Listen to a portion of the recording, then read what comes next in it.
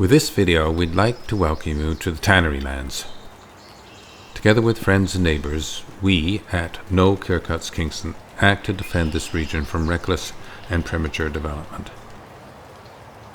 As demonstrated at the planning meeting on March the 24th, the vast majority of Kingston residents who spoke strongly condemned this project. Fortunately, most members of the planning committee responded well to the citizens' concerns. Mayor Brian Patterson believes it's important to recognise that there have been 4 years of debates and discussions regarding this development. Mayor Patterson, we encourage you to adopt a wider perspective on this issue.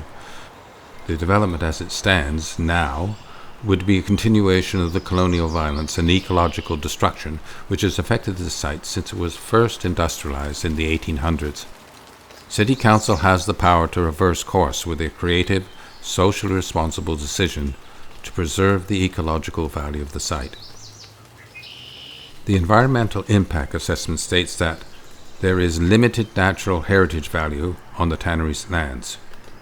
We challenge this. There are a wide array of animal species, including muskrats, mink, osprey, and herons. These are carnivores, and they would not exist without a thriving food chain. In a recent trip to the shoreline, we heard bullfrogs and spotted kingfishers and terns feeding by the shore. There are many mature trees on the site, including oaks, aspens, willows, and maples. While many native species are present here, we challenge the developer's argument that non-native species are inherently less valuable. All trees are valuable in the face of climate change. The forest will mature further through natural processes. It is quite unique for a city to have such wildlife present in its downtown core. We need to think of the land here in the same way that Central Park exists in New York, or Mount Royal does for Montreal. Bell Island, along with Bell Park and the Tannery site, provide a continuous semi-wilderness through which wildlife can flow. This is a boon which could never be replaced if it was removed.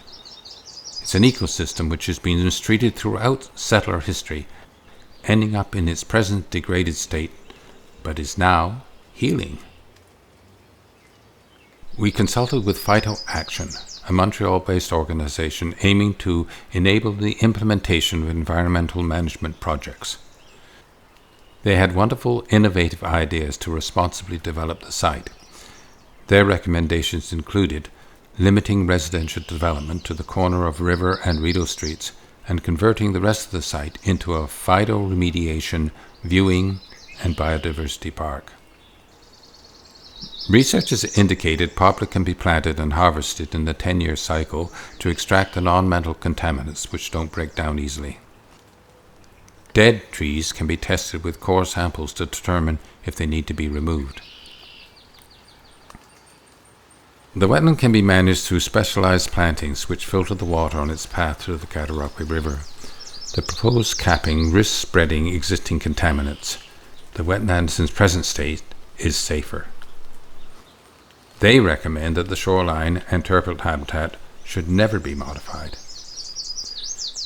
During a summer where heat records are being shattered, we can't make decisions like we would have even 4 years ago. Councillors voted unanimously to declare a climate emergency, and it's time that we saw commitment to that at every turn, including at this important vote today. We must reduce greenhouse gases and save the existing environment from degradation. One or the other is not sufficient. Thanks for the opportunity once again to present our case.